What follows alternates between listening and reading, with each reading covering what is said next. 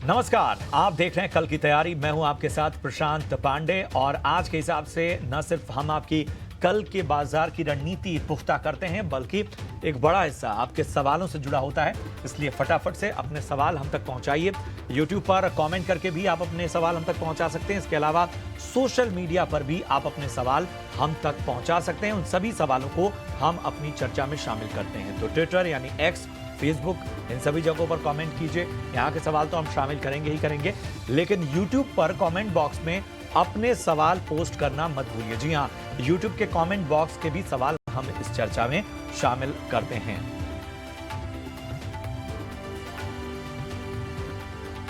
और आज हमारी इस खास चर्चा में आपकी बेहतर तैयारी कराने के लिए दो बेहद खास एक्सपर्ट जुड़े हैं। हेज.इन के राहुल घोष जी हैं और हेंसेक्स सिक्योरिटीज के महेश ओझा साहब हमारे साथ बने हुए हैं। महेश जी और राहुल, आप दोनों का बहुत बहुत स्वागत। बाजार की चर्चा करने की इच्छा तो नहीं हो रही है, लेकिन चूंकि हम कल की रणनीति बनानी है, इसलिए बाजार पर एक व्यू लेंगे हम। तो हमने देखा कि आज बाजार में चारों तरफ से जो है दबाव का आलम बना रहा। निफ्टी बैंक्स, सारे सेक्टोरल इंडेक्स, सभी तरफ जो है वो दबाव साफ तौर पर नजर आया। जो थोड़ी बहुत तेजी नजर आई उसकी बात कर लेते हैं। Bajaj auto, Bajaj finance, Eicher Motors, Hindalco, Bajaj Finserv, ये वो चुनिंदा स्टॉक्स रहे जहां पर तेजी हमें नजर आई। लेकिन एडवांस डिक्लाइन रेशियो बताता रहा कि बाजार में सब कुछ आज कहते हैं मूड अच्छा नहीं था आज बाजार का। अब कल कैसा माहौल रहेगा, इसको जरा समझते हैं। राहुल जी, मैं सबसे पहले आपके पास आना चाहूंगा। बताइए, कल कहां देख रहे हैं बाजार को? से और गुड आफ्टरनून। तो बाजार का स्ट्रक्चर आप देखेंगे ना, 22,000 के जो पुट्स थे वो भारी मात्रा में लिखे गए थे। There was writing in the 22,000 puts, जो एक साइकोलॉजिकल लेवल भी था और एक सपोर्ट भी था ना। वो 22,000 के जो पुट राइटर्स, आज उन्होंने अपना पोजीशन शॉर्ट स्ट्रैडल में कन्वर्ट कर दिया है। आप देखेंगे आज राइटिंग हुआ है ओआई डेटा में 22,000 कॉल्स के। तो इनका जो कुशन है, जो 150 पॉइंट का था, अभी 300 पॉइंट हो गया है। तो 21,700 के नीचे आप एक 200 पॉइंट इमीडिएटली देखेंगे, एक फ्री फॉल देखेंगे, क्योंकि वो शॉर्ट्स उनको कवर करने पड़ेंगे। अपसाइड में 22,000 के ऊपर दो बुलिश कैंडल के आने के बाद ही लॉन्ग जाना मुनासिब होगा। तब तक सेल ऑन रैली की ही रणनीति बनी रहेगी। रणनीति फिलहाल बाजार को लेकर आती हुई। चलिए अब आपके सवालों को फटाफट से शामिल करते हैं। यूट्यूब के सवाल सबसे पहले हम लेंगे। सुरजीत कुमार ने IRFC पे सवाल पूछा है और क्या शानदार बाइंग की है इन्होंने। 32 रुपए की खरीदारी IRFC पे और भारी भरकम मुनाफे पे इस वक्त सुरजीत बैठे हुए हैं। बहुत बहुत बधाई सुरजीत आपको इस जबरदस्त मुनाफे के लिए। अब इस पे महेश जी बताइए, क्या करना चाहिए? मुनाफा काट लिया जाए? डेफिनेटली इन्होंने एक अच्छी खरीदारी की है, एक लेवल पे बढ़िया है। पहले तो बधाई इतने टाइम पे होल्ड करने के लिए। बेसिकली ये अभी का जो मोमेंट है, तो यहाँ पे एक इनका प्रॉफिट बुकिंग हो जाना चाहिए, कर भी लेना चाहिए। और अगर रेलवे स्टॉक्स में इनको कन्वर्ट करना है तो सेक्टर में तो इरकॉन जो है बेटर प्लेस्ड है, वहां पे स्विच कर दे, ज्यादा बेटर है। यहाँ से मुनाफा बुक कर ले। अगर पूरा बुक नहीं करने की इच्छा हो तो 50% तो बुक आप कर ही ले, कारण कि बहुत अच्छा खासा इसमें रनअप हो चुका है और बाकी जो कंपेयर टू बाकी चीजें हैं थोड़ी ठीक-ठाक लेवल पे मिल रही है। तो स्विच करने का भी ये जो सीजन है, मार्च का सीजन, ये स्विच करने का अच्छा सीजन रहता है। तो आप स्विच कर लीजिए, उसमें से ज्यादा बेटर प्लेस्ड है। रेलवे के स्टॉक्स में इरकॉन इससे ज्यादा अच्छा लग रहा है। तो ये आप मुनाफा काटिए और स्विच करने की सलाह इरकॉन पसंद आता हुआ महेश जी को। मृत्युंजय जायसवाल है हमारे साथ और इनका सवाल सीक्वेंट साइंटिफिक लिमिटेड पे है। 400 शेयर 147 के भाव पे इन्होंने लिया है। इनके भाव से फिलहाल नीचे है ये स्टॉक का। राहुल, क्या आप कवर करते हैं सीक्वेंट साइंटिफिक? अगर करते हो तो जरा राय दीजिए। अगर मैंने नाम सही सुना, जी। तो स्टॉक का स्ट्रक्चर आप देखेंगे तो एक सपोर्ट पॉइंट पे है अभी। 112 के आसपास ट्रेड कर रहा है, शायद 114 पे क्लोज हुआ है आज। 112 का लेवल एक सपोर्ट है, तो यहाँ पे तो एग्जिट करना लॉजिकल नहीं बनता है। इतना होल्ड किए तो उनको होल्ड करना ही चाहिए। हालांकि ये बात मैं बता दूं कि मोमेंटम अपसाइड की तरफ 123 के ऊपर ही देखने को मिलेगा। तो एक सपोर्ट लेवल है, थोड़ा सा वॉच करना है स्टॉक सपोर्ट ले रहा है कि नहीं।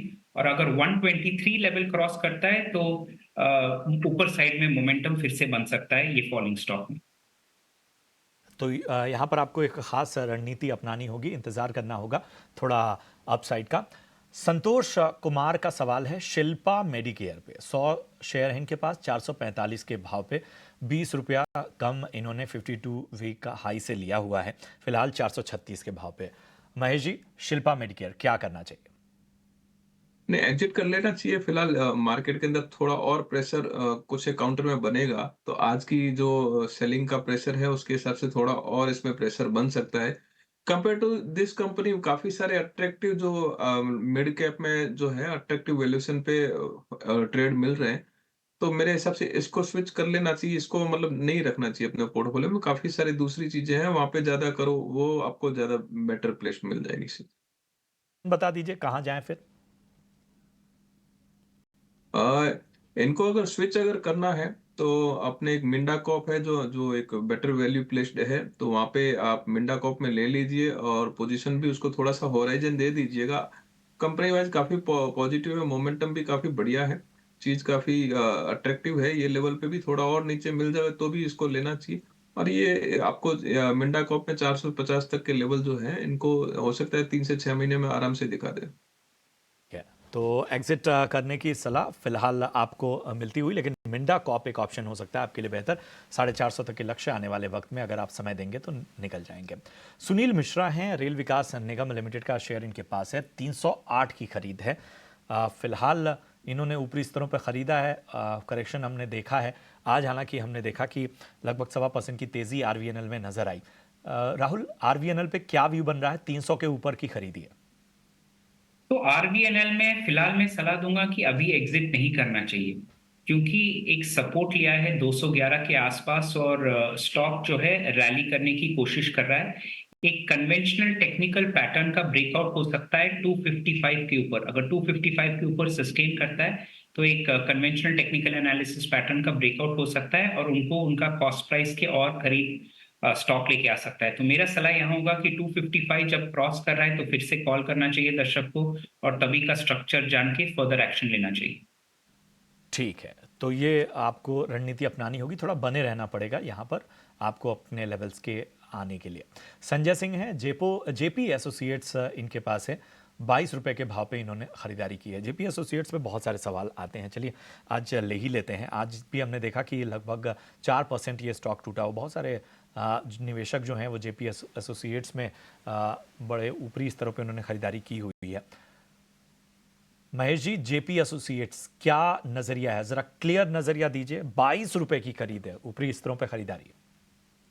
नहीं, इसको आपको एक स्टॉप लॉस लगा के होल्ड करना पड़ेगा। 14 रुपए 40 पैसे का स्टॉप लॉस लगा के आप इसको होल्ड करिए। ऑलरेडी इनके भाव से काफी नीचे है, तो और थोड़ा सा हो सकता है कि कंसोलिडेट हो, लेकिन वो 14 रुपए 40 पैसे का एक स्टॉप लॉस लगाइए। हो सकता है कि इनको शॉर्ट टर्म के अंदर वापस से 20 प्लस के भाव जरूर दिख जाएंगे।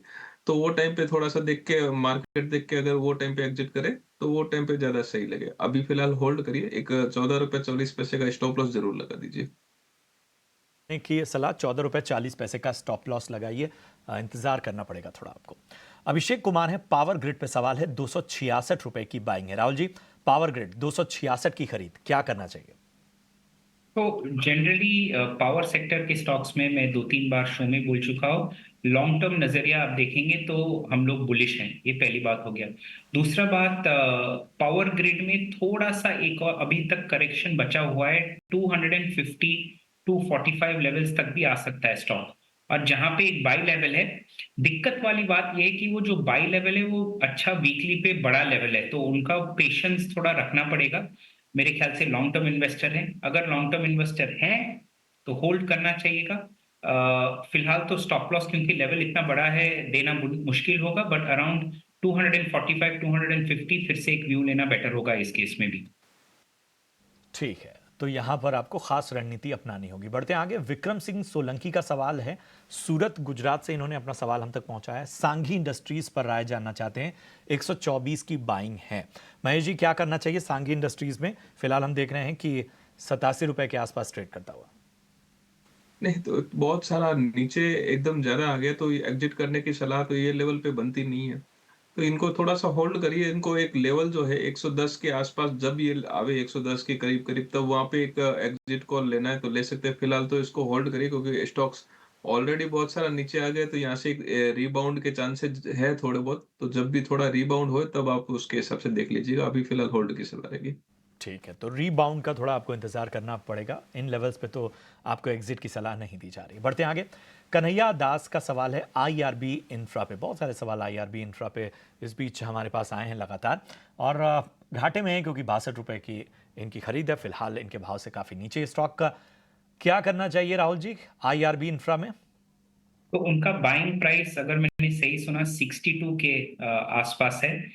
मेरा सलाह यहाँ पे होल्ड करने का होगा। मैं एक उनको स्टॉप लॉस दे देता हूँ 47 रुपीज का। तो 47 का स्टॉप लॉस उनको रखना चाहिए। लॉन्ग टर्म इन्वेस्टर हैं, होल्ड करना चाहिए, ये हमारा व्यू। ठीक है। ऐसे ही एक और इन्वेस्टर हैं एमएमटीसी में ऊपरी स्तरों पर फंसे हुए हैं। एमएमटीसी के 200 शेयर इनके पास है, 112 की खरीद है। आधे के करीब ये स्टॉक का इस वक्त आ चुका है। क्या करना चाहिए महेश जी एमएमटीसी में 112 की खरीद? बेसिकली ये सबका ट्रेंड रह चुका है कि काफ़ी सारे जो इन्वेस्टर है या ट्रेडर है वो हायर लेवल पे अटक जाते हैं, तो उनको एक एग्जिट जो है स्टॉप लॉस नहीं लगाते तो वो काफ़ी अ, एक नीचे की जो है सिचुएशन देखनी पड़ती है। तो इसी इस स्टॉक्स में वही है। यहाँ पे भी एक छोटा-मोटा रिबाउंड आपको मिलेगा, बट वो रिबाउंड में आपको एग्जिट करने की सलाह रहेगी। फिलहाल ये लेवल पे एग्जिट नहीं करना है, लेकिन अगर 75 से 80 के लेवल में दिखता है, तो वो लेवल पे आप एग्जिट कर लीजिएगा। तो फिलहाल एक रिबाउंड में एग्जिट करने की सलाह रहेगी। ठीक है, तो थोड़ा इंतज़ार आपको करना पड़ेगा। यहाँ से जो उछाल आपको मिलेगा वहाँ पर ही आपको एग्जिट करने की सलाह मिलती हुई। बिरजू जी का सवाल है और एसडब्ल्यू सोलार यानी स्टर्लिंग एंड विल्सन पर इनका सवाल है। 590 इन्होंने भी ऊपरी स्तरों पर खरीदारी की है। हालांकि एसडब्ल्यू सोलार पे हमारे एक्सपर्ट बुलिश रहे हैं। राहुल जी क्या करना चाहिए, क्या रणनीति होनी चाहिए? लगभग 600 की खरीद। वो SW सोलर इस प्राइस पे अब इतना वेट कर चुके हैं, फिर से मैं यही सलाह दूंगा कि यहाँ पे तो एग्जिट नहीं करना चाहिए। एक स्टॉप लॉस मैं दे दूंगा ताकि कहीं पे तो लॉस रुक सके। ऑलरेडी 590 शायद उनका एंट्री प्राइस था, अभी 470 के आसपास चल रहा है। तो 430 का मैं एक इन्वेस्टिंग स्टॉप लॉस दूंगा, और अगर ये प्राइस आ जाता है एग्जिट कर देना चाहिए। बट एक पॉसिबिलिटी है एक अच्छे बाउंस का। इस प्राइस और 430 के बीच में यहाँ से एक अच्छा बाउंस देखने को मिल सकता है। यहाँ से एक अच्छा बाउंस आने का इंतजार कीजिए। बढ़ते हैं आगे। विकास जी का सवाल है एलआईसी पे। 1061 की खरीद है। जब ये स्टॉक दौड़ चुका था तब इन्होंने खरीदारी की है। फिलहाल दबाव भरे बाजार में 880 के करीब एलआईसी पहुंच चुका है, तो इनके भाव से नीचे नुकसान होता हुआ। चलिए राहुल आप ही बताइए एलआईसी में क्या करें? तो LIC स्पेसिफिकली अगर हम बात करें, उनका एंट्री प्राइस अगर आप माफ कीजिएगा फिर से दोहराएंगे। सर के ऊपर है। ओके, तो 570 के आसपास अभी स्टॉक चल रहा है। स्ट्रक्चर चार्ट का अनफॉर्चुनेटली अच्छा नहीं लग रहा है, तो थोड़ा और करेक्शन एक्सपेक्ट कर सकते हैं। इस केस में मैं ये सजेस्ट करूंगा कि राहुल एलआईसी की बात करें, एलआईसी हाउसिंग फाइनेंस की नहीं। 1000 के ऊपर की खरीद है, अभी 880 का भाव चल रहा है। ओके, तो LIC का चार्ट अगर हम देखें तो सेम LIC हाउसिंग की तरह चार्ट का स्ट्रक्चर अच्छा नहीं लग रहा है। इनफैक्ट अगर इस महीने आप क्लोजिंग 940 के नीचे आता है, 800 लेवल एक्सपेक्ट कर सकते हैं जो 10% नीचे है। मेरे ख्याल से यहाँ से एग्जिट कर देना चाहिए और उनको ऐसी जगह निवेश करना चाहिए जहाँ पे टाइम वैल्यू की वेट ना करनी पड़े और मोमेंटम उनके साथ हो। मेरा सलाह यहाँ पे एग्जिट कर देने का होगा। की सलाह आपको एलआईसी में मिलती हुई। बहरहाल अब सवालों को यहीं रोकना होगा। आप अपने सवाल हमें लगातार भेजते रहिए, हम आगे के शो में भी शामिल करेंगे। फिलहाल वक्त हो गया है हमारे खास सेगमेंट कमाई के वीआईपी सेगमेंट का।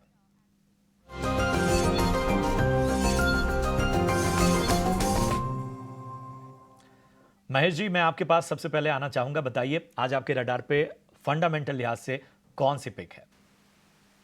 देखिए अभी 1-2 दिन के हिसाब से तो दे नहीं सकते स्टॉक, थोड़ा-सा व्यू थोड़ा लंबा लेना पड़ेगा कारण कि कंसोलिडेशन है।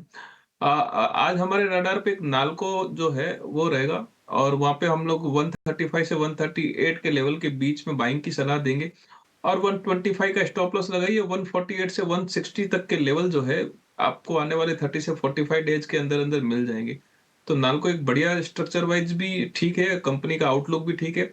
एक आपको रीबाउंड में लोअर लेवल में कंसोलिडेशन जोन में आपको ये चीज मिल रही है, तो यहाँ से एक नालको में बाइंग की सलाह रहेगी। ठीक।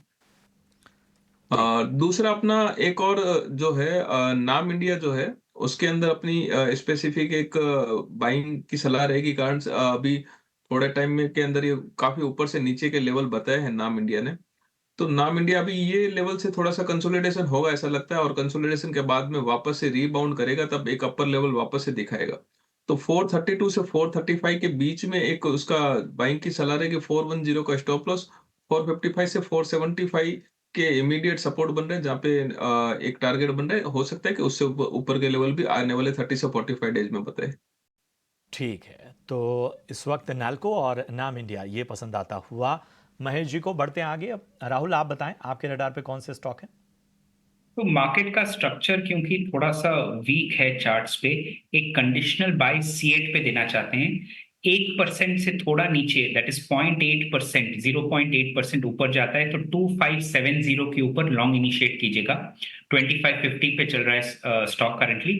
2570 के ऊपर लॉन्ग कीजिएगा, 2500 का स्टॉप लॉस रखिएगा और टारगेट रखेंगे 2680। रीजन फॉर लॉन्ग यहाँ पे C8 में है क्योंकि एक अच्छे वीकली लेवल से बाउंस होके ऊपर की साइड जाने की कोशिश कर रहा है। और आज भी आप नोटिस करेंगे कि stock was not as weak market के कंपैरिजन में। तो मोमेंटम वापस ऊपर की साइड में आ रहा है और इसीलिए इस टाइम पे लॉन्ग इनिशिएट करना मुनासिब होगा। बिल्कुल, तो ये नज़रिया फिलहाल राहुल जी का। बहुत बहुत शुक्रिया करेंगे राहुल और महेश जी आप दोनों का हमारी इस चर्चा में जुड़ने के लिए, निवेशकों का मार्गदर्शन करने के लिए। फिलहाल इस शो में इतना ही, लेकिन जाने से पहले हम आपको बता दें कि हम एक बार फिर लेकर आ गए हैं टाइम्स नाउ समिट का नया संस्करण। टाइम्स नाउ समिट का फोकस देश के लिए एक राष्ट्रीय एजेंडा बनाने पर रहता है, जिसमें दिग्गज नेता और विचारक देश के विकास के एक्शन प्लान को दिशा देते हैं। टाइम्स नाउ समिट की इस साल की थीम है इंडिया अनस्टॉपेबल। इस बार समिट में भारत के विकास की शानदार यात्रा और वैश्विक स्तर पर देश के बढ़ते दबदबे पर चर्चा होगी। तो 27 और 28 मार्च को हमारे साथ नई दिल्ली में टाइम्स नाउ समिट से जुड़िए, जानिए राजनीतिक जगत के दिग्गजों के विचार। सभी हाइलाइट्स के लिए बने रहिए हमारे साथ।